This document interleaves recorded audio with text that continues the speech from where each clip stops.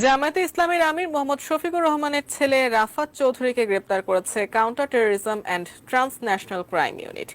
দুপুরে সিটিটিসি প্রধান অতিরিক্ত পুলিশ কমিশনার মোহাম্মদ আসাদুজ্জামান জানান, রাফাত চৌধুরী নতুন জঙ্গি সংগঠন জামাতুল আনসার ফিল হিন্দাল শারকিয়া এর সিলেট অঞ্চলের প্রধান সমন্বয়কারী।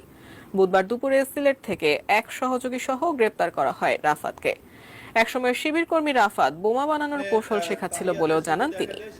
একই সাথে দীর্ঘদিন থেকে নতুন জঙ্গি সংগঠনটির পক্ষে হিজরত ও জিহাদের দাওয়াতি কার্যক্রম অব্যাহত রেখেছিল।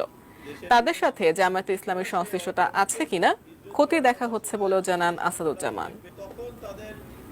কার্যক্রম চলছিল, কিন্তু কোরআন প্রশিক্ষণ কেন্দ্র খুলে তার আড়ালে তাদেরকে জঙ্গিবাদে দীক্ষা দিচ্ছিল। এবং সবচেয়ে নতুন যে বিষয়টি আমরা তাদের কাছ থেকে জানতে পেরেছি, তারা বেশ কয়েকজন যুবককে বা জিহাদে উদ্বুদ্ধ তরুণকে তারা বোমা বানানোর কৌশল সহ বোমা